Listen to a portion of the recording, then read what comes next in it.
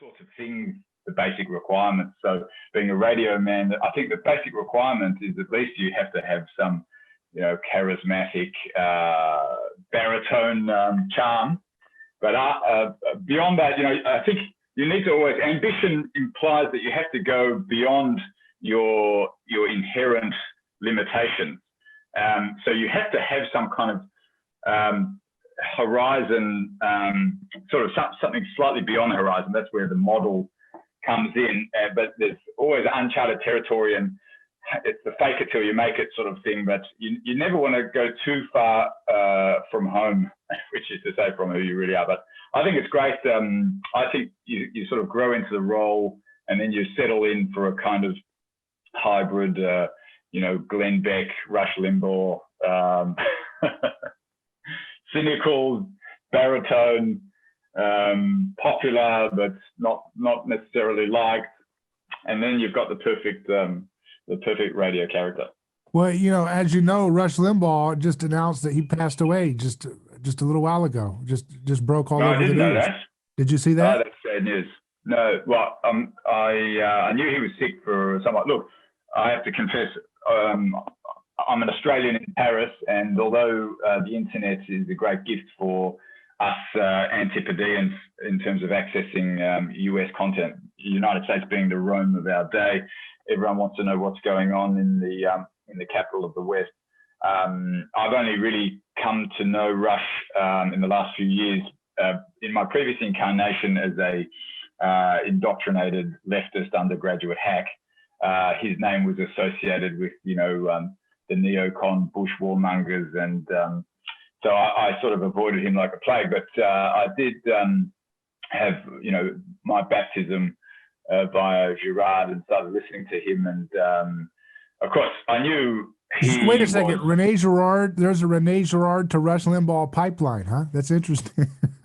Well, I have to be careful what I say, because I wouldn't say, look, I've deliberately kept rather incognito, except for some forums that you and I share on Facebook and elsewhere.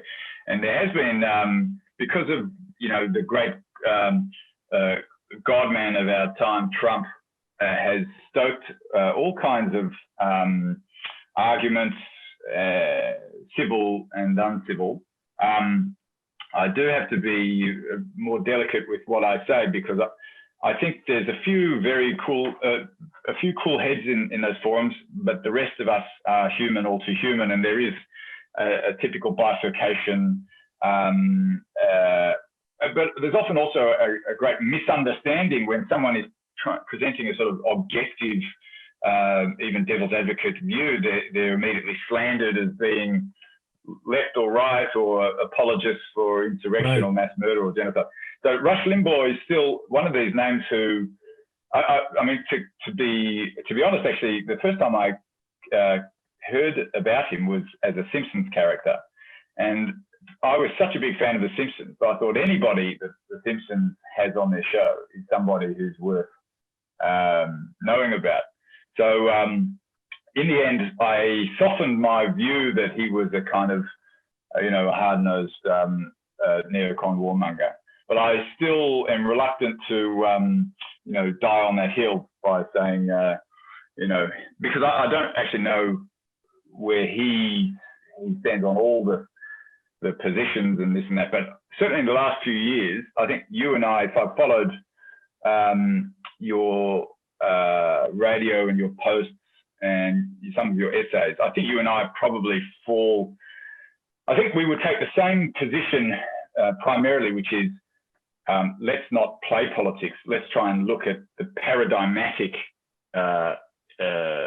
circumstances that we find ourselves in, and look at how that's playing itself out, and we're dupes of that paradigm. And the paradigm can shift left or shift right, but both are kind of two sides of the same coin. I think you and I would probably try our best to stand outside the paradigm. You have to be, it's sort of that old Christian thing, be in the world but not of the world. Right. That's the trick. If you do the little fake thing where you're too cool for school, where you can't say anything because you're just above it all, that's stupid too. So you have to have kind of be able to engage it and let people know you know, even though we're not into the left versus right thing, sometimes the left's right, sometimes the right's right. But they're not equally right and wrong also. Like a lot of folks, centrists and libertarian, oh no, they're equally, it's like, no, that's not the case either. So but I it's think that's also one not of the the case big, that, what's that? Yeah, I think that's one of the problems of the dumbing down or the mediocritization, which is, if you read Tocqueville, that's sort of one of the inevitable menaces of democratic or republican forms of government. The demagoguery leads to a sort of point-scoring based politics, and the gentlemanly or statecraft of old, which in reality was probably due to the fading away of an aristocratic form of democratic government, leads to this sort of point scoring. So if you try and make a point that the left or this person said this comment, you get the whataboutism, and in the end you just have this incessant noise that any deep thinking person would immediately find so nauseating that he does well to withdraw from political life altogether, at least until, I think this is a sort of, again, we mentioned a sort of the Christian, there's Aristotle, who of course said we're a political animal, nevertheless understood that probably, ahead of his time, I think Cicero and Cato, these guys who lost their heads, would have also understood that sometimes you're forced into exile, and sometimes you have to withdraw voluntarily into exile when the iron is a bit too hot, or when the oven's a bit too hot. So at the moment, I admire your courage. In the United States has a sort of ferocious and vindictive culture, call it cancel culture, whatever. And I think it's quite clear in which direction it's coming from. It's coming, you call it the left if you want, but it's certainly coming for people who you could collectively call traditionalists, people who defend the natural law, even people who don't know that they're defending the natural law, like libertarians, and certainly Christians. But of course, many nominal Christians and many very faithful and, how shall I say, spiritual Christians on the side of the accuser. So you're doing very well in kind of going through a bit like a two-sworded Viking, trying to cut your way through the noise. Today you have to be like Obi-Wan Kenobi. If they strike me down, I will become more powerful than you can possibly imagine. So don't worry about it. Yeah, I can't remember who said it, but I have been following. So my journey is quite an unusual one, and I won't bore you, but through fortune and some surprise, I find myself reading a lot of the writings of bishops, theologians, predominantly Catholic. And my background, I was a secular atheist, Jewish descent. You were what was that? You were a secular atheist and what? Of Jewish descent. Okay. Middle class, immigrant family, industrialist on the one side, and small shop owners on the other in Australia. And so there's a kind of latent, you could call it a how shall I say, of course, there's a persecution complex, and a lot of it is a kind of resentment at the Catholic Church in particular, or you could say, sort of background generalizing of sort of white European civilization, but not exclusively, because of course the Jews have been, they can find a persecutor anywhere, certainly in the Islamic world, but there's especially in Australia, the self-understanding that you were amongst those who had persecuted your ancestors. And so there was, I think that the modern Jew, situation of the modern Jew, one of the only reasonable things Jean-Paul Sartre ever wrote was a book called The Anti-Semite and the Jew. More or less, his thesis was that the modern self-understanding of a Jew is defined in defiance of anti-Semitism. So the anti-Semite creates the conditions for the Jew to exist, and that's a very confronting message. As I grew up, I started to think that it was probably true. I'm not speaking for Orthodox practicing Jews, but I think the vast majority of Jews today are a sort of a national or ethnic identity, not really religious, and actually holds religious Jews in as much contempt as they hold all religious people in contempt. So anyway, I sort of veered off track, but what was I going to say about coming into... Oh yeah, so I was reading some American Catholic bishops speaking about how this is not the age for saints, but it's the age for martyrs. That things are moving very quickly in the last 10 years. And certainly, if I know you're well schooled in Girard, so there's a regression to, people have been talking about the United States as a new Roman Empire for a long time, but it's never had such a visceral meaning as it does today, in the sense that the remnant of the faithful, if you can call them that, are really possibly facing a persecution. These are the people who, are still considered, slandered as, the establishment, white supremacists. Really, some of them are just humble, modest Christians who are about to be, thrown to the lions in the circus. So, you think it's going to get that far? You think it's going to go that far? No, of course I was being more analogical, but no, I know it's not going to literally lion. But do you think that that's something that I've been thinking about lately? Is because of I believe there's a relationship between media technology and the ability of the gospel to deconstruct sacred violence in cultures where it's spreading.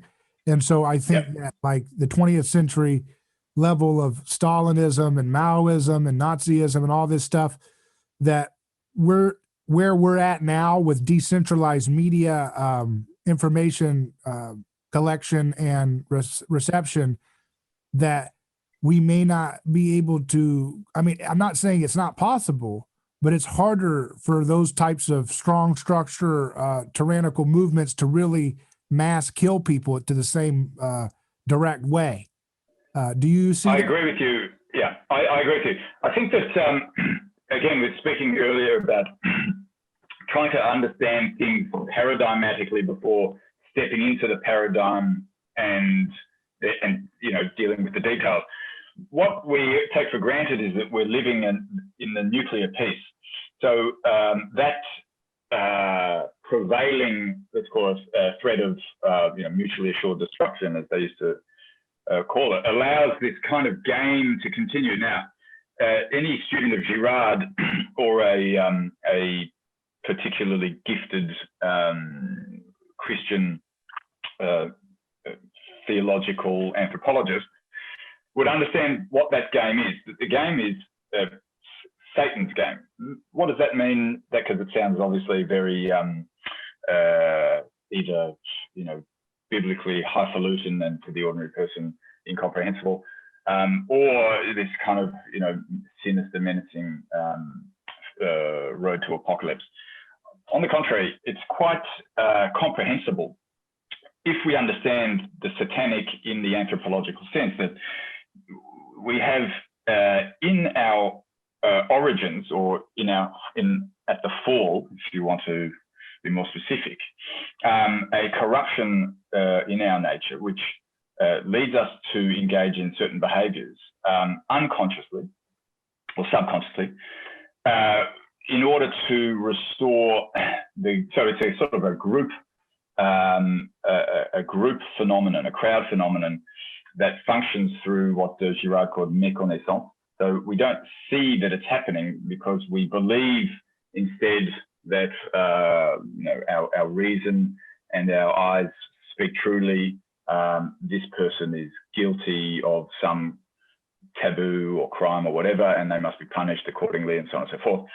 And so, of course, in the archaic time, the paroxysms of violence were, we're talking hand-to-hand lapidation, people being drawn and quartered, and all, of course, in the name of justice. The point being that it's always under the banner of justice or righteousness.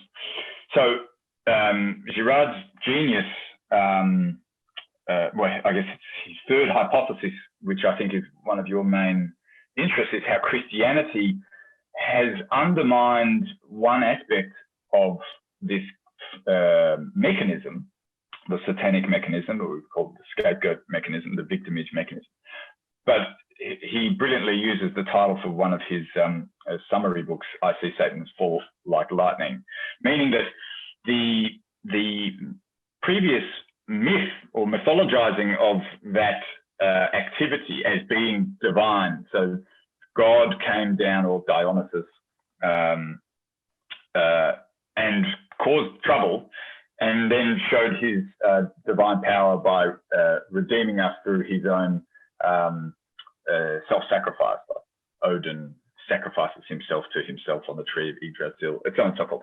So the myth is broken. So the heavenly aspect of the satanic, which was previously called essentially the pagan Olympians, has gone. But the terrestrial part continues to function, but it has to now, it's morphing into this new moral order. So the new moral order being the kind of the Christian, the Judeo-Christian, or Hellenic Christian, Neoplatonic, if you want, reality. That doesn't, that superimposes itself upon human nature, but it doesn't do away with human nature, the human nature always being fallen. And so to address the question directly, I think, Girard talked about, we now have postmodernism, this kind of identity politics, this insane search for victims in order to leverage them for persecution of so-called oppressors, so-called victimizers. And of course, you and I have both have had to be sensitive about this, because of course there are real oppressors and real victimizers. That's not the point. The point is that the functioning of the mechanism continues, but dresses itself up in the fine clothes of morality, justice, righteousness of the day. And so the question of patent violence has clearly, especially since the dropping of the bombs, in really the extreme end of Augustine's, or Thomistic notion of just war theory, just obliterating. Interestingly, I think you spoke about it with Paul Axton. The two cities that were bombed had the highest population of Catholics in Japan. That's interesting. Anyway, so yeah, exactly. So with that in mind, that you see there's been this transformation into a kind of society, or we can call it of ultra-violence or total violence, wherein every action is a kind of, this is the Orwellian aspect, that the violence, this is, I guess, where I draw heavily from Nietzsche, who understood well before Freud, I could even say Nietzsche took it from Schopenhauer, but that, again, Girard talked about this with his use of the term scandalon, that there's an obstacle. Freud, Schopenhauer, Nietzsche referred to the will, and the frustration of the will. For Girard, it's the scandalon, it's the mimetic obstacle, which causes the libido dominandi to either draw it back into itself, or, as had happened in history, to project itself onto an external third party, which was the scapegoat. Today, as Girard has shown, we don't even have war. We can't even get away with wars. The Bush era showed the futility of dressing up war in the finery of just causes too. So Nietzsche's notion of the internalization of aggression reaches this, and for him, that's the ultimate of the kind of society of Untermenschen, which Orwell and Huxley is sort of describing. It's not a society of real war. Orwell is saying, today Oceania is fighting against East Asia, and then tomorrow the propagandists change the enemy. The existence or non-existence of that war isn't the point anymore. The point is that every single person is experiencing the violence against their own soul, against their own libido, against which is the will, against every spiritual aspect of their being. They are forced to essentially corrupt themselves. So in that sense, I agree with you, and I see the trends moving in that direction very quickly. These are techniques that have been established very long time ago by the reign of terror in the French Revolution, using obviously very rustic means. But the sophistication of technology, as you say, has accelerated this process of self-chastisement and bureaucratization of the state of individual relations, of communication, such that you're right. But I don't think that you'll have these paroxysms of violence, but they sort of end up serving the same purpose, which is a drive towards a total state and a kind of Hegelian nightmare, or the nightmare that is Hegelian Geist.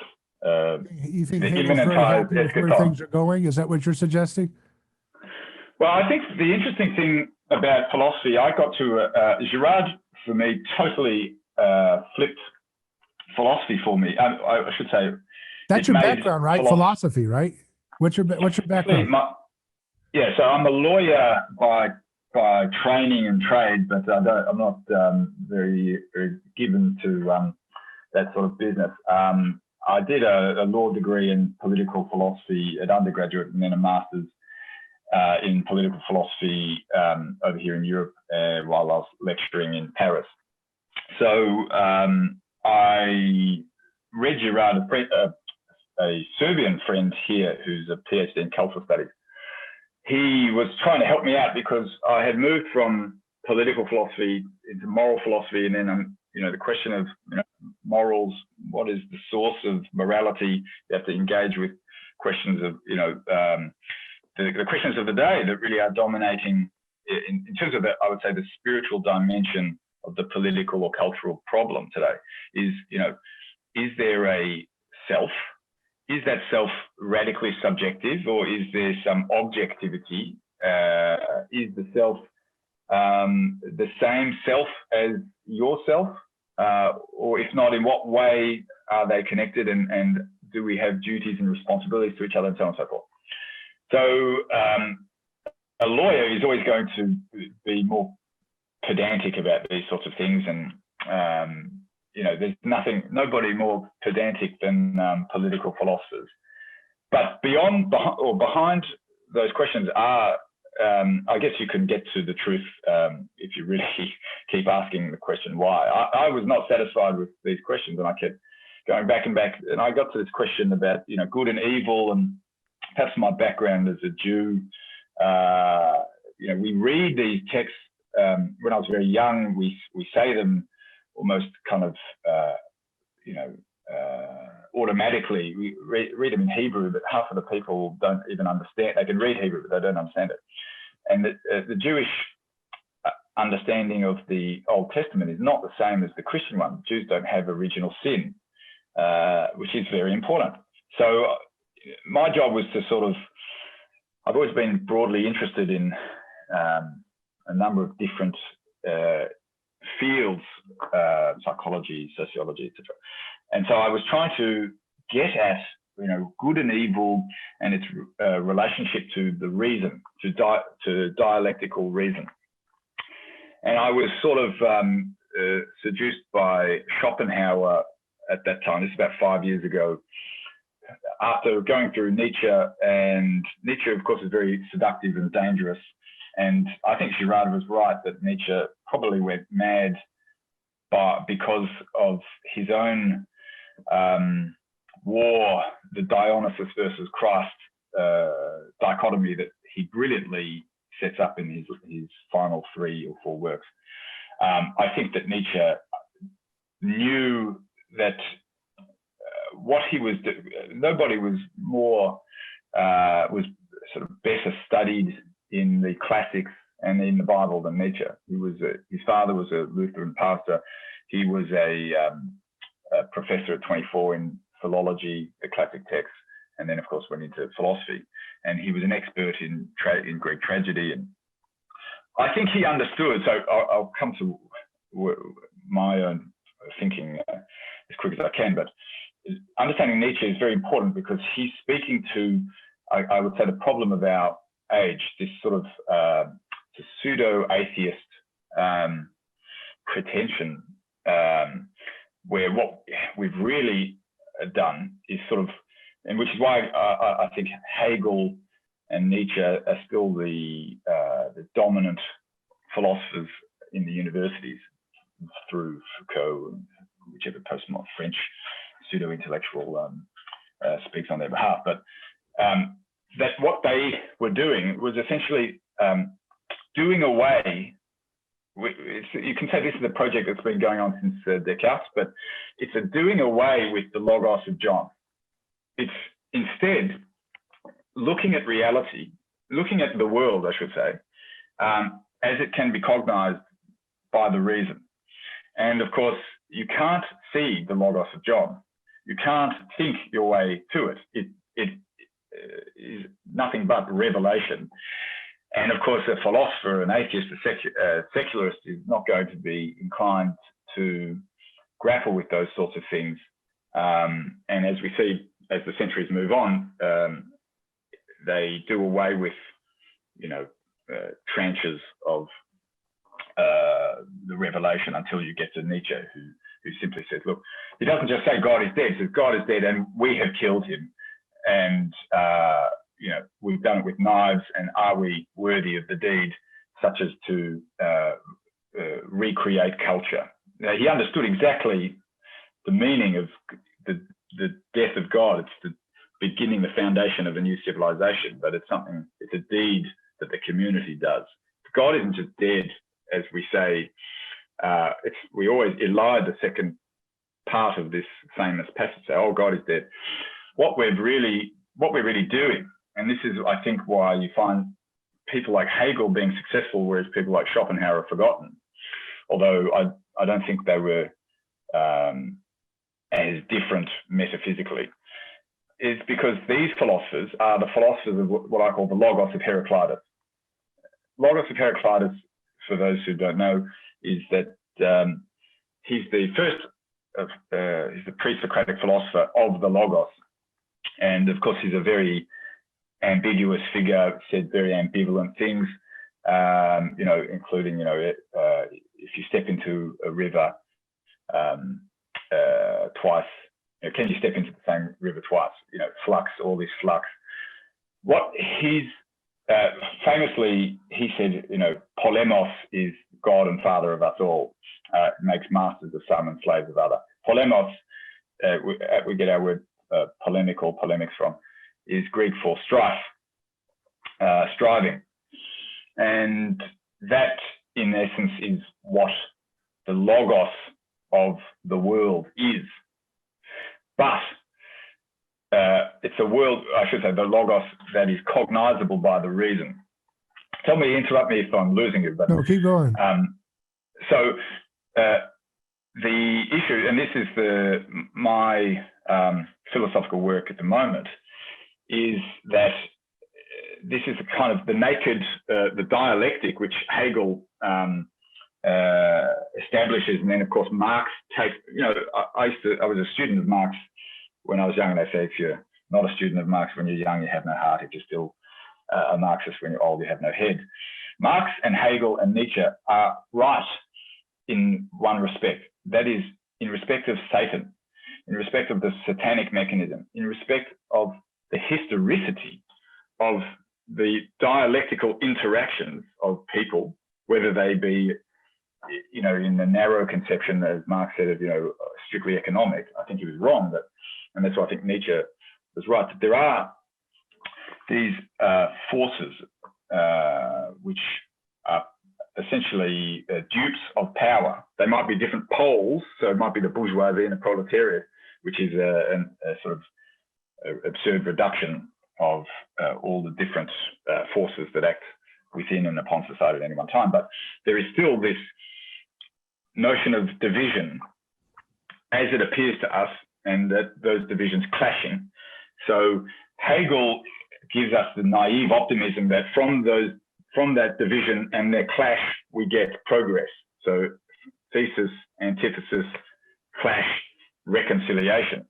And Nietzsche, so Schopenhauer says, well, perhaps I shouldn't go too much into Schopenhauer. Schopenhauer basically says, yes, behind the world, or I should say, yes, the world manifests as striving against itself. And we should, and in recognizing that, we also must recognize that whatever is, you know, the metaphysical property within each object is the unified, same said will, the will to life. And once we know that, because we're in this position of privilege, being both object and the subject inside an object, we should renounce that striving. So it's the same Heraclitean striving, but now Schopenhauer says, let's not pretend like Hegel that all this striving is leading to some, you know, immanentizing of the spirit, of the absolute, of God. He says, no, it's just an endless suffering, and we should renounce it. So then Nietzsche comes along and he says, well, hang on a minute. If this is our nature, then we should say yes to life and be like the Greeks. And he said a number of things that were quite interesting on that matter, but he also understood that if we all say yes, then we are just tearing each other apart. And so you see that ambivalence in Nietzsche. This is the problem with the logos of Heraclitus. You might say yes, but you have to also say yes to dying a brutal death, or to terrible misfortunes, in the hope that, you know, you'll be born again, as Nietzsche's thought experiment about the eternal return of the same. At least when you're born again, you'll say yes again to the same destruction. And so Girard brilliantly shows, I think this is where my work with Girard trying to fuse Schopenhauer, because I started to think, well, hang on a minute. To what extent is this vision of the world, the link with all of this is Schopenhauer had said in his masterpiece, The World as Will and Representation, which I strongly encourage you and anybody else who's listening to read or listen on audiobook, it's very long. He sort of does away with speculative theology. He says, look, this is just not a subject for rational discourse, rational inquiry.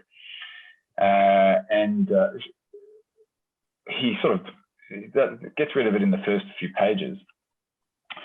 And without going into detail why that is, what he's essentially doing away with is the being of the world.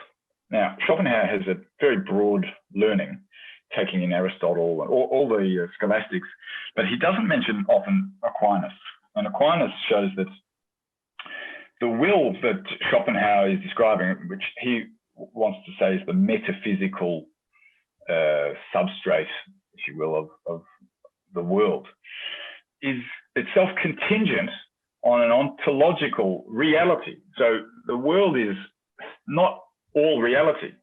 And I think Schopenhauer, that's the mistake he makes, or he does it deliberately, because in order to get a philosophical chair, you have to innovate. And although he hated Hegel and all the professional philosophers, you still, in order to be read you tend to have to say something controversial, and usually that means something anti-Christian, especially if you're a German in the 19th century.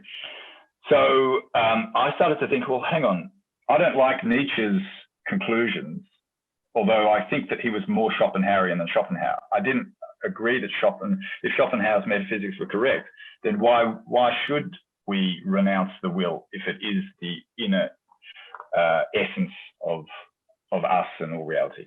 Except that Schopenhauer himself admitted that it's only will, we can't know it as will except as it manifests as thought. So it's true essence. It appears to us as striving, but that's because the reason itself sees in dialectics. It sees in division. We don't see the unity of things, right? And so the sort of heinous morality of Nietzsche, you no longer have to accept that. You instead see that the deficiency is in the human intellect, is in our cognizing of reality. And so Girard, for me, so this all takes place about 4 years ago, such that I'm so kind of thrown overboard by all these thoughts that I gave up my position teaching law. I was like, I can't teach law anymore. This is too interesting. You're just like Paul. Well, did you go to Saudi Arabia for a few years? A little bit. Look, to say something about Paul as an aside, again, Nietzscheans take the cutlass to Paul particularly and tear him to pieces. He's blamed. It's a funny thing. Nietzsche does leave Jesus largely unscathed from, Nietzsche calls himself the Antichrist or the anti-Christian, but he's really attacking Pauline Christianity, or that's at least what he says. And I think Nietzsche had a very deep love for Christ. I think that's why one of the reasons I think Girard points to why Nietzsche went mad, is you read Nietzsche's early poetry and he's deeply indebted to Christ and Christ's, kindly love. Was he jealous of Christ's attention that he received from his father as a Lutheran minister? Yes, look, if you want to get into, I do love, my studies have gone, really far off the more mundane mimetic analyses. I really do love doing that sort of stuff because I find it absolutely fascinating. The games between Nietzsche, talk about mimetic triangles between first Nietzsche and Schopenhauer. Imagine, the 19th century is just like a loaded gun of romantic envy and resentment. So you see all of these characters. Schopenhauer's mother, so of course Schopenhauer's father dies when Schopenhauer's young, and she goes into the salon with Goethe, and Schopenhauer meets Goethe, and her mother, who was a famous novelist, becomes friendly with Goethe, and so Schopenhauer sort of shows off for Goethe, and Goethe says to the mother, because she was a quite famous novelist, he says, he'll be remembered long after your books are forgotten. Schopenhauer repeats the story to his mother. It really hurts her. And then later, I think Nietzsche, in rivalry with Schopenhauer, also says, he kind of writes an essay saying Schopenhauer's educator. And then later completely throws Schopenhauer overboard, and Socrates. And of course, most famously, Wagner, who he accuses of taking a Christian turn. But if you read Nietzsche's later letters, he's obsessed with Wagner as a god, and he's trying to seduce Wagner's wife, Cosima, who of course used to be married to who was she married to? Liszt, or another very famous person. She was a famous beauty of the time, and he writes of himself as a Greek myth where I can't remember which myth it is, where he's the loser. He's the loser in the love triangle of this Greek myth. And then the question of the Father and Christ. I do think, the older I get, we all have our issues with our parents and that sort of thing, and especially neurotic Jewish boys. So the older I get and the more sort of Christian I become, I'm able to sort of stand back with some objectivity and laugh at how, these, father wounds or mother wounds, because I think the love a child has for a parent is so great that he diverts the resentment elsewhere and often on a kind of idol. So, but the idol having some symmetry with the beloved who has also scandalized him. Of course, a father dying is not necessarily a scandal, except perhaps if later, who's left behind is Nietzsche, and then his mother and his sister, who may be nagging him, or I don't know. Now I'm speculating, but I do find these things fascinating. But we have to be careful. It was Nietzsche himself who said,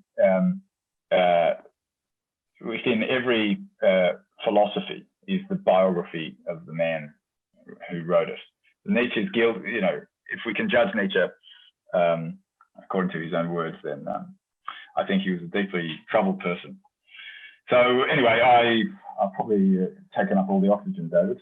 No, I'm just, we were going somewhere with that about the we're exploring your philosophical journey towards Christianity. You get hit in the head by, was it Girard that brought you to an intellectual conversion to Christianity or something else? Yeah. Did you read the book of Nahum? Did Nahum just knock you back or what? No, I was taking a tangent in defense of Paul because I also had been infected with this strange, it's kind of like, there's always this, the temptation in all of us to profane or desacralize. And yet people, even, a Jew such as I am, or I still am, was reticent. Look, perhaps I should be careful with what I say here. I'll stick to the story. I was always reluctant to say nasty things about Jesus. And in Australia's not a religious country, so to be fair, I really didn't know much about Jesus as a young guy. I see a guy, and sorry if I'm speaking a bit cavalier, but it's a man hanging on a cross. To a Jew, it's a scandal. And of course, reading Paul later, I see exactly that's what he says. It's a scandal to the Jew, a folly to the Greek.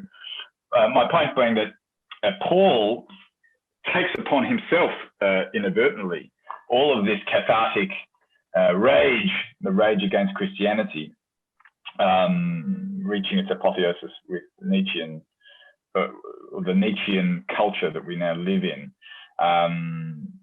which of course is nothing but a new manifestation of the old anti-Catholic hatred. I sort of see things more and more in these terms, that every intellectual and political movement is just a new sort of satanic attempt to destroy the Catholic Church. I'm sort of being a bit glib here, but so of course, because you're in a Protestant country and people in your country believe the Catholics are the embodiment of the satanic, but we won't have that conversation. No, the thing that Girard unlocked for me was a paradigm shift. I was talking before about the logos of Heraclitus. I sort of read the fragments of Heraclitus and sort of incorporated them into this. Again, like I would say, the Jewish, although the Jewish metaphysics or ontology seems to stand with the Christian, it really doesn't. I think Islam and Judaism are more similar, and that they both, although Judaism has kind of ethical constraints like Stoicism that in the end align it closer with Christianity, but still there is this idea of, there's a kind of, perhaps there's a God out there, but this world is a kind of maelstrom of striving and either you take the Stoic or Buddhist route of renunciation, or you kind of take this the legalistic route of the Jews and just kind of hope that it pays off somewhere. Anyway, I don't want to digress again, but Girard, because I'm a sort of empirically minded person, my friend, the Serbian character, he and I had these fantastic, we were going to get a podcast going. He's a very eccentric character. I think you should have him on your show. Boris, I've forgotten his surname, Petrov, I think. Anyway, he gave me Violence and the Sacred first, which appealed to me because I'd already read James Fraser's Golden Bough. So I'm familiar with a lot of the ancient European pagan myths, not so much the African ones that had heard, because of the dying and rising god and the harvest gods and the rain gods. And I always fell into that 19th century view that Christianity was just another one of these sort of pagan, it was paganism revivified. So Girard, in Violence of the Sacred, the genius of it was to kind of do exactly what James Fraser did, to write this enormous tome without actually revealing what the big secret is about Christianity. So James Fraser leaves you with, I think he actually excised the chapter on Christianity either because of the censors at the time or because of just a clever publishing decision, so that you're left with the inevitable conclusion that Christianity is, one of these, because he sort of stops it at Christianity. And with Girard, it's the same. He doesn't say a word about Christianity, but you're starting to see the scapegoat mechanism, that there's something fundamentally damaged by deception in human self-understanding and therefore in human rationality. That rationality is instrumental, but it's operating on false premises, which is what I just described. But the original premise of our reality is the logos of Heraclitus. And of course, Girard in his next work shows that logos of Heraclitus is the symbolic reality, the birth of our proto-human consciousness. I say proto because I depart from Girard. I haven't written my book yet, but I've got a fairly radical theory of my own. But anyway, an orientation to sin, if you want to call it that,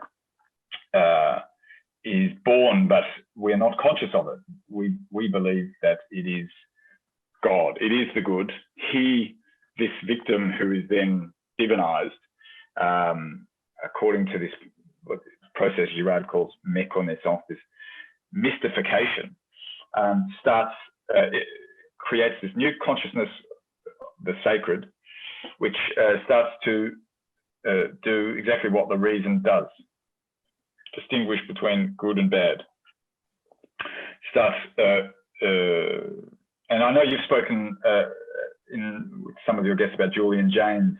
I read a lot of this stuff in Gilchrist about I'm interested, as I said, in the empirical and anthropological aspects. I certainly was originally. So the sacred for those guys is the gods are sort of an auditory hallucination. It's comprehensible empirically on the Girardian, what he calls the fundamental anthropology, that out of this spontaneous lynching, either from the first or over a period of time, a new symbolic order arrives, which is the foundation of human culture, religion, and also, I believe, language and reason. But what Christianity reveals, it's a deception. That founding reality through which we see and through which we reason is in fact a false dichotomy, as I said, the polemos, the striving masters and slaves, is the outgrowth of that original méconnaissance, misunderstanding, false symbolic but nonetheless, then there's the big question again, where I depart from Girard about the naturalism of it. Girard left it unanswered or somewhat ambiguous. He's been criticised. I won't go down that path. I'll leave that for another time. But so for me, Girard at least brought me to how should I say? I guess most people come to Christianity from, I guess, confronting their own sin. With Jews, I guess it's a bit different because we sort of have this idea of a sin, but we sort of wash our hands of it once a year at Yom Kippur. I'm being a bit glib, but I think Girard gave me an understanding of the anthropology of good and evil, and that original sin is a real corruption, or at least points to a real deception, a real error in that corrupts our reason, that makes reason unreliable. So then, of course, that was just the anthropological, but the next book of Girard that I read then show the extraordinary illuminations of the Bible, which is, of course, my own book. You know, the Old Testament is there. So that gave me an extra level of confidence. You know, my ancestors had clung on to this tradition, and you can say what you like about whether the Jews are wrong vis-a-vis their interpretation of the Bible and their practice through time. But nonetheless, it's still my culture to have this book. So Girard, I think he was just a scapegoat, and I just say before like lightning, and I got all of his essays, all of it. I mean, it's just, I've been lecturing privately to people that just, their minds are blown. Their minds are blown. But of course, they can take it. It's not as dangerous as Nietzsche, but because no one's going to take Girard and go off, you know, killing people, or killing themselves, as Nietzscheans often do. But they can definitely go off on with all of their libido dominandi and keep doing the dumb stuff that they were doing before, just with a new justification. Yeah, that's what happens, is that people use the truth as an object to beat their opponents with, and it's a tricky thing to even know when you're doing it yourself. And I always try to just ground, you know, instead of letting myself go off the deep end with all kinds of hidden knowledge, to just try to go back to the action of Jesus, right? You know, how does Jesus deal with his neighbors? How does Jesus deal with conflict? How does he deal with violence? How does he deal with envy? How does he, you know, and just trying to enact, if you don't know exactly, you know, where you're going off the deep end intellectually in terms of going off into a place where you've got hidden secret Gnostic knowledge, and, you know, it's trying to say, okay, just step back, understand that the genius that Girard is revealing is really Jesus's genius. Yeah. And ground yourself back there, because he's going to give you not simple answers, but he's going to give you a grounding into right behavior and right action and right ways of thinking, and how to challenge the sacred cows of knowledge that are all around us. And that's kind of helpful for me, you know, is to not get too caught up in the intellectual puzzle of it all. That's good. We should pursue that, but always ground it back to the leavening of Christ, right? Well, I think for better or worse, I mean, in my case, I had, you know, struck out as an intellectual for a career.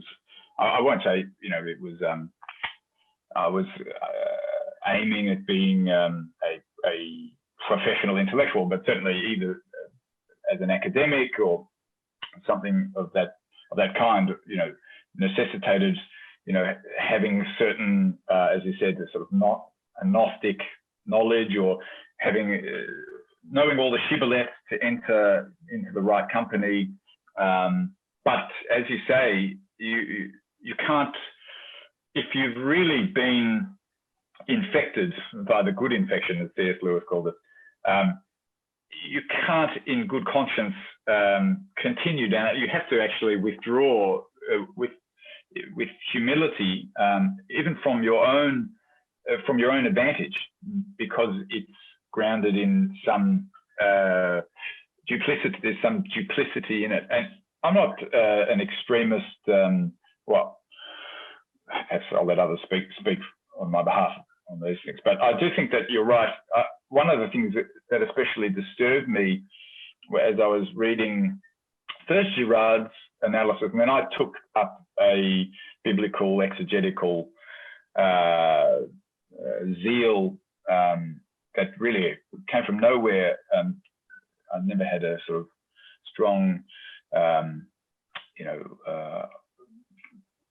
Old or New Testament fascination, and not much gifts in theology. I was striking out as a philosopher, but as you say, if you really are going at or sort of turning over the truths that Girard has himself merely turned over, you do discover that the truths aren't Girard's. He himself admitted, he said, I think three quarters of what he says is in Augustine. I think he's being still humble, because I think he did an incredible job, at least modernizing what Augustine was telling us. But I've gone off and read Augustine, who is, again, incredible. But you do discover a consistency with these kinds of, you call them fathers of the church or doctors of the church. I wouldn't be surprised if Girard becomes a doctor of the church or father of the church. That they are, I think, with tremendous humility, trying to, as you say, get at the truth, which is all there in the person of Christ, which has by some miracle, obviously his life itself is the miracle, but then the testimony, not just of the Gospels, but then of Paul, how this guy comes along, who, was not hyperbolic when he said he was the greatest of all sinners. People, especially as I was reading it, I thought he was being Gnostic and being a good rhetorician, because of course he was a Greek speaker and a Pharisee of the highest order. No, he was overseeing the stoning to death of hundreds of Christians. He actually has blood on his hands. So the transfiguration of these characters, and all the way up to this century, I was. This is going to sound very prosaic, but I was watching the old 1950s videos of Bishop Fulton Sheen on YouTube, and the sort of the humor, the equanimity, magnanimity, wisdom, that is coming out of the man. But if you actually peel away the layers, you find it's it's Christ. It's essentially speaking the same words. When they're speaking wisely or truly, they're speaking his words, or at least of his words and deeds. So I, as a Jew, so this is my scandal, that of course Christ rightly is the scandal, not just for Jews, but for everybody, because in the Girardian schema, where the model is the archetype of good conduct, and Aristotle, of course, would have us in a society, probably more Plato, but of course Aristotle was student Plato, would have us in this kind of regimented aristocratic society, whereby we can have models who are far enough away to resist mimetic rivalry, but near enough so that we can, perform the functions according to our station in life. And he said, mostly it breaks down because those functions aren't well, they're either poorly delegated, or the model himself is a failure, or they fall into rivalry. And this is Aristotle, who's, you can't come up with a better attempt at offering discipleship. And then, so if he can't do it, and again, look at his student, Alexander the Great, who probably massacred, I don't know how many people, but say what you like about his greatness, but he was a very flawed man. Not that he was attempting to become a philosopher, nevertheless. So, you know, the Jewish heritage is filled with fallen men. All of the great patriarchs have flaws. And I was aware of the messianic element. My cousins are actually Lubavitch Jews who are sort of messianic Orthodox. They're the ones singing around in, where are they, in the Bronx or in Brooklyn. They're lovely, lovely people. They're obsessed with the coming of the Messiah. I think they were rather disappointed that it wasn't their Lubavitcher Schneerson, who I think died 20 years ago. But anyway, there's this notion that the Messiah is coming, but the Jews don't really know what sort of character he's going to be. That they thought the Bible is, the Talmud, I should say, speaks of two kinds of Messiah. There's a Davidic and Joshuan, and he's sort of going to be a soldier that's going to lead the Jews to a military conquest in Israel. And so, you know, when you look at Christ, even objectively, this is, I think, why he's a scandal, not just to the Jews. If you just look at him, you can compare him to all the great men of history, all the subsequent claimants to the Messiah, because Jesus wasn't the first nor the last to say he was the Messiah, and he did say it, which is important. But he is the best. I used to love studying the history of these Jewish false messiahs. There's some of them that still have half of the cults in Texas probably are these kinds of characters, the modern equivalent. I don't want to slander any particular one, because some of them were very unjustly treated by the FBI 25 years ago. But anyway, no, there was one famous character, Shabtai Tzvi, in 1666 in the Ottoman Empire, who today has followers who I think are Muslims. They were connected also to, up in Poland, to Jacob Frank, and they're called the Sabbateans. Shabtai Tzvi was supposedly performing miracles and generating a big following. And then the Sultan, in one of these sort of classic fables that turned out to be true, convenes Shabtai Tzvi to his court and says, look, apparently you're the Messiah. It's like the old witchcraft test, you know, if you throw her in, she drowns, you know, she's innocent. If she swims, she's guilty. Take her out and string her up. He says, look, if you're the Messiah, you know, I'll kill you, and you can be resurrected, or I'll offer you convert to Islam, and I'll give you a palace.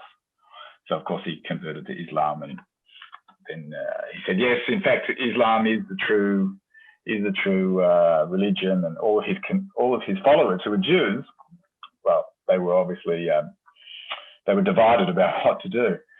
So it made me think, you know, again, people think that there is this, you know, 2 millennia old conflict between Jews and Christians, and Jews especially, they fall into the misunderstanding that our number in the world is small because we are a remnant from the people expelled by the Romans in 134 AD and have been subject to terrible and incessant persecution. Well, it's not true. Our numbers are small because we've been interacting with, of course, Muslims and pagans early on with the Romans, but largely Christians, and Jews have been joining their Christian brothers under Christ. From the first Christians, of course, were Jews. So I think that the remnant today are kind of, they're like, I guess, the Catholic equivalent would be like Cedar Vacantists. They're just, it's almost like they're a group of Christian heretics, the Jews. I don't want to slander the Jews today. But so, yeah, I turn back to, look, I'm not a gospel guy. I'm not even baptized, so I don't want to mislead anybody. But so you're Christian curious still, huh? You haven't converted? I don't want to make excuses for myself, but I don't want to. We've got a kiddie pool in the back. We'll do this right now over Zoom if you need to.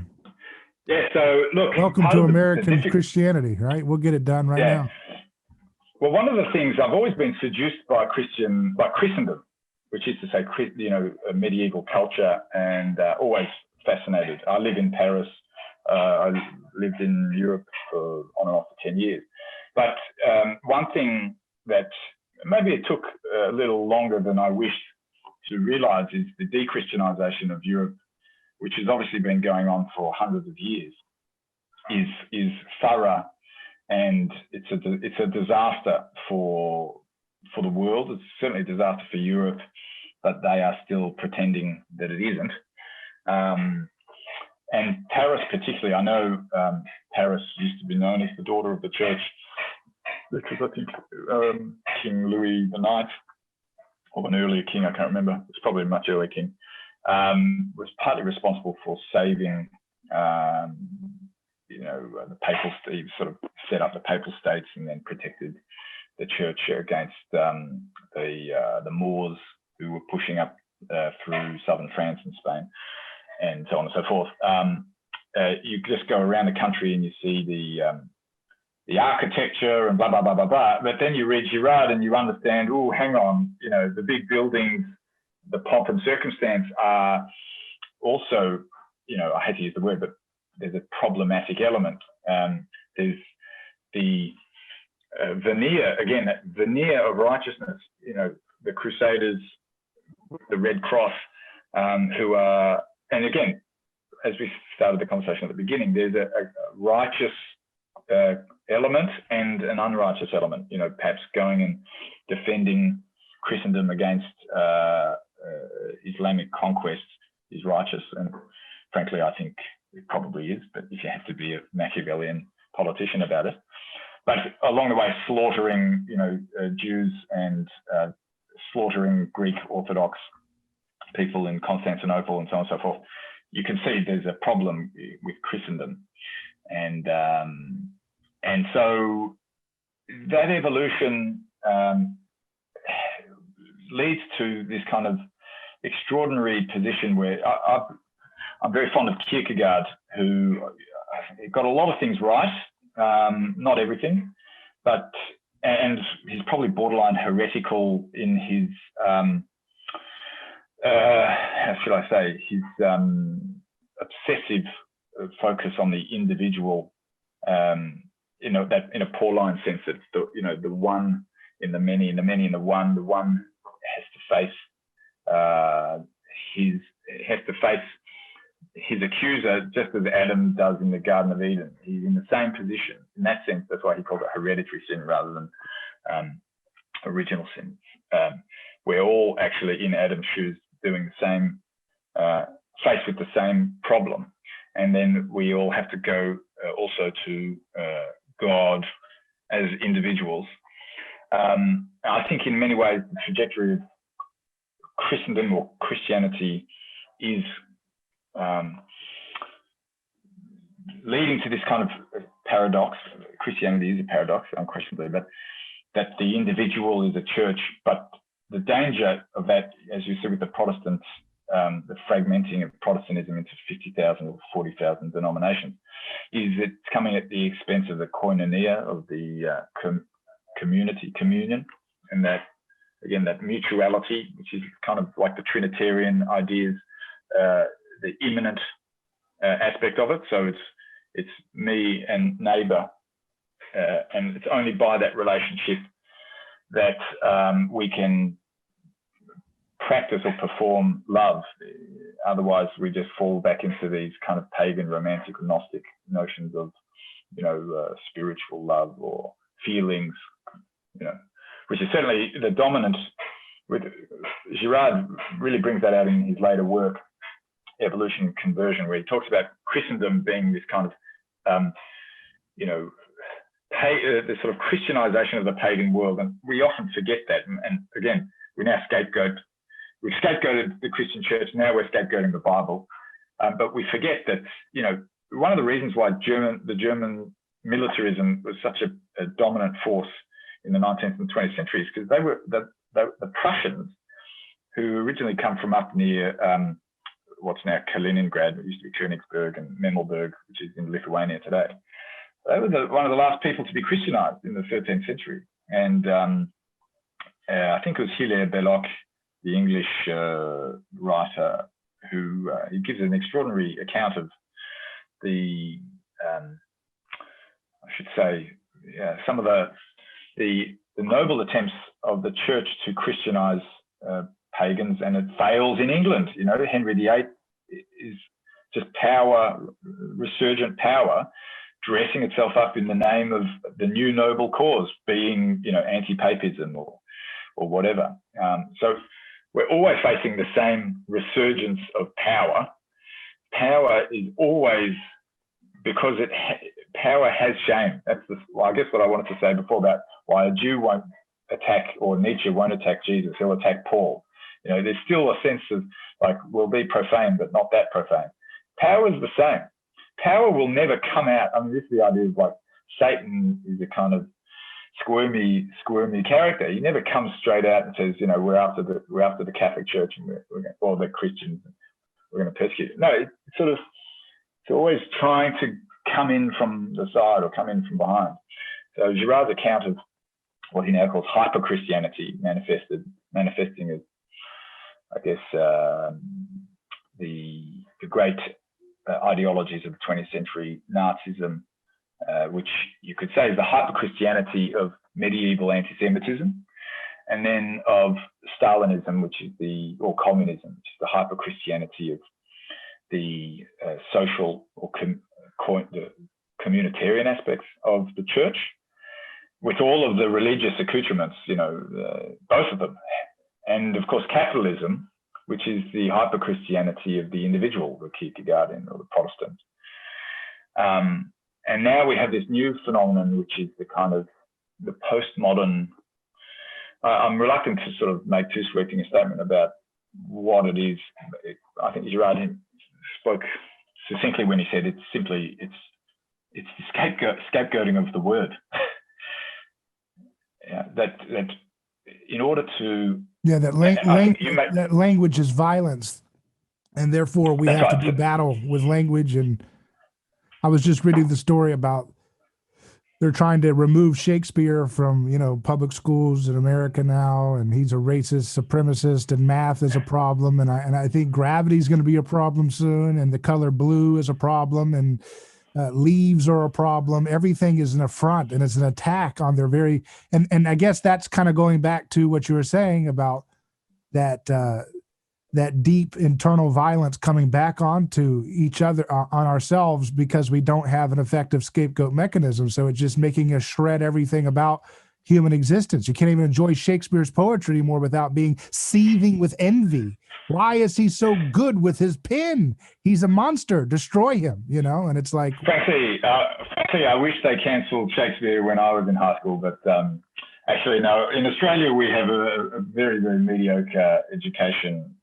I guess it's already been infected by this process, which only now, I guess, is revealing its ugly face, but has really been on foot for 40, 50 years, even in the United Kingdom, the home of the English language, which is a great language. And, you know, I speak French, and I see the pride the French have for their language.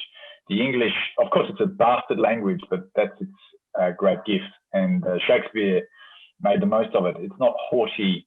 It's very vulgar when it wants to be, but it can be very gentle and loving and sophisticated and cutting and elitist and all these things.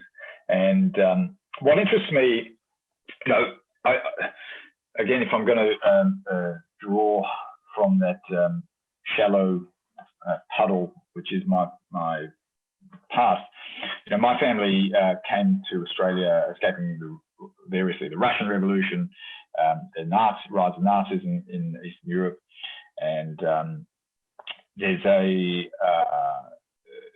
an echo that strangely doesn't seem to be reverberating. We talk, and not just, you know, Jews who, of course, incessantly talk about previous crimes against humanity. Not only that have been, you know, Jews are quite famous for being lawyers and defenders of victims everywhere. And there are school programs dedicated to reminding us of all of these crimes. And everyone reads 1984, and yet the echo doesn't seem to be reverberating at all. And of course, the temptation from a long time, I saw this as an undergraduate 20 years ago, and just sort of ignored what was really kind of abhorrent, forms of ideology, but nonetheless was being indoctrinated so there's a kind of, I think they call it the Overton window, which is always moving to the left, because the resistance is never strong enough to counteract the power that a very small minority have over the morals of society. Why is that? I think, again, a Girardian analysis is most useful in seeing how, of course, the danger is if the same form of that moral force manifests on the right, which is, of course, the great paranoia of our time, these white supremacists hiding in the corner. Of course, there aren't any, or if there are white supremacists, they are really almost irrelevant. They might be a handful of guys with guns, but so I don't want to glide over a subject that I probably don't know enough about in the nitty gritty of it. But just looking at the crime statistics in the United States, you get a pretty clear picture of who's killing who. Anyway, my point is that, of course, there's a terrible fear that if a counterforce exploiting the same form of moral power manifests on the other side to pull the window back, that's the worst thing in the world. Because for some reason, that direction is called progress, and that direction is called insurrection, is called counter-reaction, is called, right. I don't know, I'm probably being gentle. And you see the use of Hitler as a historical person who has become, again, the slow mythification of Hitler, whilst at the same time Stalin is set apart and put in the shadow. There is, for me, therefore, a clear indication that there's a crowd phenomenon. Okay, there's a crowd phenomenon at play, and it can manifest in either direction.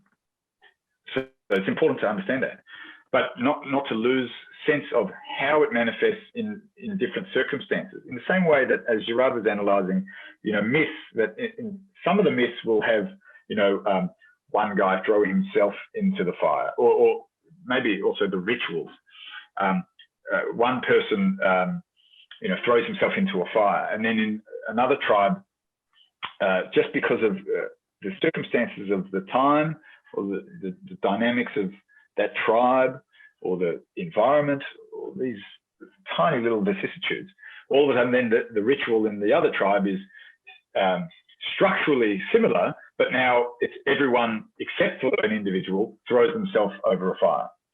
So our society is, how shall I say, whitewashing the moral force that drives to the left now, and making a villain out of anything that goes that way. So the crowd has spoken, the crowd in the satanic sense.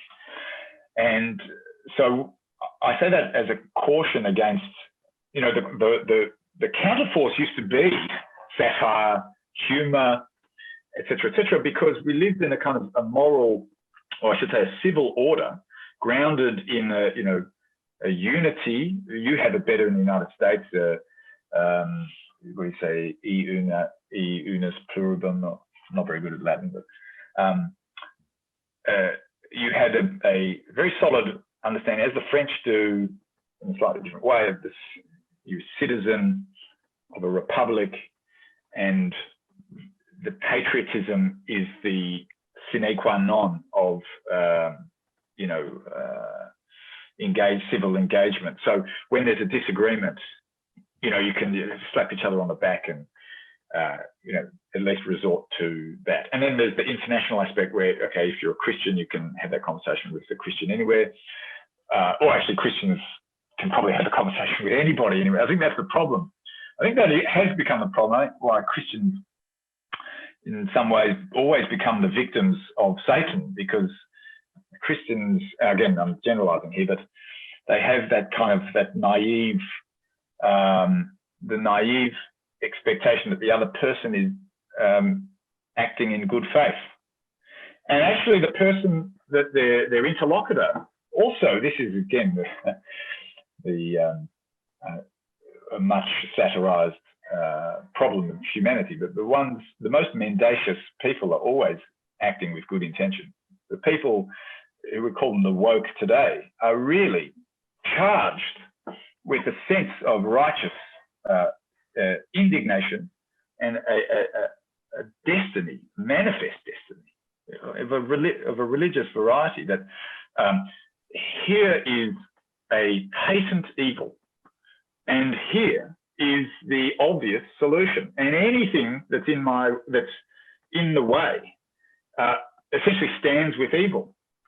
And of course, as you mentioned before, you called it violence.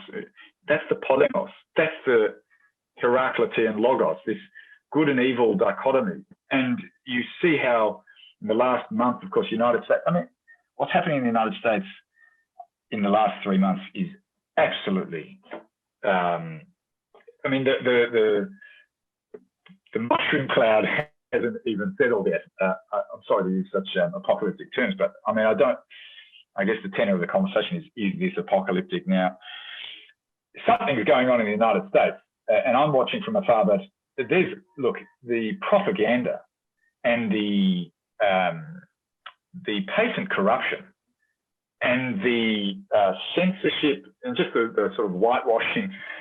I'm not that young, so I've been around long enough to know when there's a well-oiled machine, and I haven't seen anything like this in the United States or in a Western country. Jesus is winning, because you have this move towards the left is kind of basically the scapegoat mechanism, entrenching further and further into the context of Jesus's victim concern, right? And so the fact that it can't go right, it falls back really quick, it snaps back to the left more and more, is a sign that Jesus is winning, that he's defeating the means of the scapegoat mechanism to be, more overt in its attempts to show its face.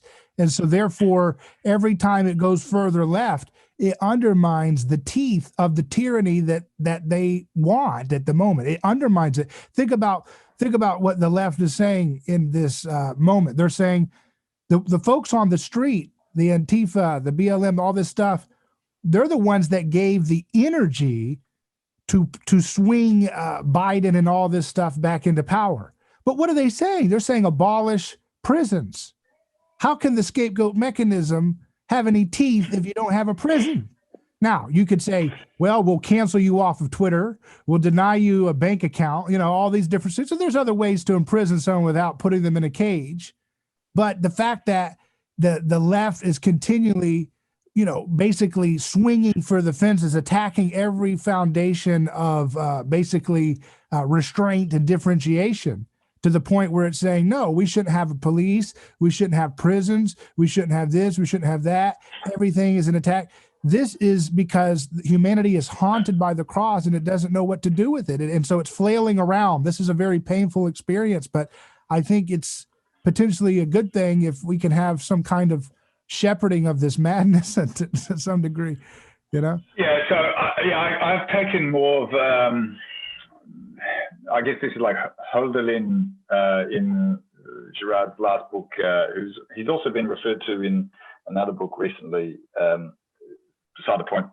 I do take more of an apocalyptic, I guess in a strange sense, I have come back to Marx, who I think his conclusion was wrong, but his understanding of the mechanism, the dialectical materialism, as I said before, is Hegel's vision of the satanic divisions functioning through history, but it's not leading towards a reconciliation. Girard's last book is an extraordinary, just to see the clarity of his mind in that book, but you could say deeply pessimistic, because he shows that Clausewitz is the one who's understood the true nature of a duel is not a battle and then a reconciliation, but it's actually a movement towards extreme ultraviolence, which is a apocalypse. And so, in a sense, you're right that there is something going on, and you can say, Christ has undone the eternal returning of sacred violence, such that every apparition of that violence is a kind of increasingly futile form that's unable to refound society, that can't really produce the order that people imagine it can. So all that's true. But at the same time, as I said, remember also that all of these little games are happening under the ominous cloud of the nuclear peace. And there will come a time where, as you say, the games will either end in a kind of Orwellian nightmare like the Chinese. I used to live in China, by the way, so I can attest to, well, I shouldn't exaggerate how Orwellian it is, but let's say it's not going to be pleasant for anyone who considers himself or his freedom to be his paramount virtue. But in any case, this move to the left is either going to end in a kind of a perennial spiritual destitution of the many for this kind of blind functioning of a vast bureaucracy. So an elite who might, then go off on their transhumanist nonsense, or send their zygotes to Mars or whatever. But there'll be a general inoculation of the human species against any form of spiritual or intellectual self-expression. Or, as has happened, there'll be a terrible counterforce at some point. And I don't know, look, of course, on the way, you call it over the window or progress to the left or whatever, history shows that people are not limitless in their patience. And certain people are very enthusiastic about exacting revenge, even and especially where revenge is justified. And that's kind of one lesson that I think we're failing to learn from history, is that the Nazis were a response to Bolshevism. Of course, I'm being a bit quick with the conclusion, but we often ignore these things. Just we say, oh, the Nazis are all bad, and anything, you just call everyone a Nazi. But who's calling everyone Nazis now, and what's the purpose? They're doing it actually in the same way that, back then the Nazis were saying, the Jews weren't scapegoated first because they were subhuman rats. They only became subhuman rats after first many years of propaganda telling people that these guys were actually like today's white supremacists, these kind of shadowy elite who control and oppress everybody, and have seized all of the instruments of power, and are also associated with Bolshevism from Karl Marx onwards. So it's actually the establishment. It's the same thing that we talk about, the hyper-Christianity, of actually the creation of this, I won't say false, but of a victimizer or an oppressor, who then enters this, you could almost analyze it scientifically, this process towards their destruction. And now we've seen it in America. I can't believe it. I mean, happening so quickly with the white male heterosexual. And of course, all the lefties will say, oh, yeah, there you go again with your privilege. Of course, I always put my hand up and say I'm Jewish, so I get away with that. But the January 6th incident and how quick the media was and everybody else to characterize that first as an insurrection, then a murderous one, 5 people dead, and then also not just Trump as the one who solicited this crowd, but all Republicans implicated, all voters. It starts to look a lot like the Reichstag fire incident, you know. So these are processes. Like Girard gives you a certain kind of a scientific approach to what the Bible calls the powers of the air. You know, these are forces. I'm still not, you know, I'm very early in my learning about, you know, theology, the Bible. I'm getting into my angelology now, but there are ways of understanding these things without being an exorcist. You know, you can see, thanks to Girard, rather scientifically, how the crowd, in seeking its archaic catharsis, its singular mode of being. That's very important. I mean, the crowd is what the crowd does. So you can see, therefore, how and why we're all dupes. That's another important point. That's what Nancy Pelosi said about the protests and riots that she was asked to challenge. She said the people are going to do what the people are going to do. It's interesting the way you said that about the crowd is what the crowd does, right? It's interesting. Yeah, I think this is an important point. Unfortunately, Girard, knowledge and understanding of Girard is still very thin on the ground. So we simply have to bear witness. And, you know, I think we're all, those who have been, you know, moved by his writings has an obligation or a duty to disseminate his thinking. But at the same time, you know, there's nothing more unnerving, or I shouldn't say unnerving because it's expected, but, you know, than the misappropriation, I shouldn't say misappropriation, but as you said, the appropriation of his thinking for, in the service of the crowd, or in defense of the crowd's particular whims. So what are you most scared of at this time? I'm not scared of anything. I think if I was speaking aesthetically, you don't know what's that song? You don't know what you've got till it's gone.